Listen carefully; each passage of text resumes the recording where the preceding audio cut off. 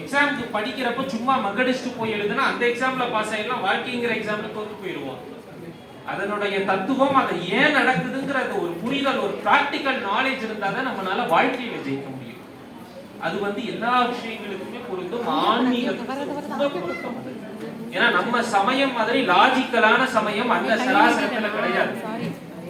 நம்ம தான் ஆனா அந்த லாஜிக்கல தெரியாத நம்மள மாதிரி ஆள்களும் வேற எங்கேயும் கிடையாது. ஆக நம்ம அதெல்லாம் தெரிந்து கொள்ள வேண்டும். இந்த நவராத்திரி என்பதை எதற்காக ஏன் கொண்டாடுகிறோம் என்பதையெல்லாம் இதுல இப்ப இன்றைக்கான தலைப்பு அதை பத்தி பேசணும். தெளிதமிழ் மதுரையில் வளரும் ஊர் இளமையில். தூய தமிழ்ல தலைப்பு இருக்கேன்னு யோசிக்கலாம். இது ஒரு பழந்தமிழ் பாடல். குமரகுருபர சுவாமிகள் பாடியிருக்கிய மீனாட்சி பிள்ளை தமிழினுடைய வருகை பருவத்தில் இருக்கக்கூடிய, செங்கீரை பருவத்தில் இருக்கக்கூடிய ஒரு பாடல் இது. அந்த பாடலினுடைய ஈற்றடி தான் தலைப்பு. அந்த பாடலை பத்தி எல்லாம் நம்ம பின்னாடி சிந்திப்போம். தெளிதமிழ் மதுரையில் வளரும் ஊர் இளமையில். இந்த மதுரைன்னு பேசுகிற பொழுதே நான் இங்க ஒரு விஷயம், நம்ம நகரத்தார் பெருமக்கள் தான் இருக்கிறோம், அதனால நான் இதை சொல்லலாம். நம்ம நகரத்தார்களுக்கு எல்லா தெய்வங்களையுமே நாம கும்பிடுவோம். ஆனா குறிப்பாக ஒரு 2 தெய்வங்கள்னு வருகிற பொழுது மட்டும் நாம் அந்த தெய்வங்கிற ஒரு நிலையை தாண்டி வார்த்தையால பேசி விளக்க முடியாத ஒரு உணர்வு நமக்கு அந்த தெய்வத்துக்கிட்ட இருக்கும். 2 தெய்வம் தான் அப்படி எனக்கு தெரிஞ்சு. ஒன்று தென்பழனி ஆண்டவே, இன்னொன்னு தென்மதுரை மீனாட்சி. இந்த 2 தெய்வத்தை நினைக்கிறப்ப நம்மளால தெய்வங்கிற ஒரு கட்டமைப்புக்குள்ள அடக்க முடியல. உங்க தெய்வம்னு சொல்றீங்க, தெய்வம் இவர்களுக்கெல்லாம் சாதாரணமான வார்த்தைன்னு நம்ம நினைக்கிறவர்கள் நம்ம நகரத்தார்கள். நான் நேற்றைக்கு தான் போய் பழனி ஆண்டவனை வணங்கிட்டு வரேன். நேற்றைக்கு பழனிக்கு போய் சேய வணங்கிட்டு இன்றைக்கு தாயை பேச வந்திருக்கிறேன். எல்லாம் திருவருள்.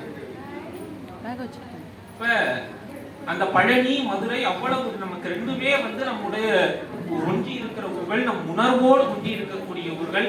அந்த பழனியினுடைய பேரை தாங்கி இருக்கக்கூடிய பழனியப்பன் இப்ப மதுரையை பற்றி பேச வந்திருக்கிறேன். இதெல்லாம் இளையர்கள்.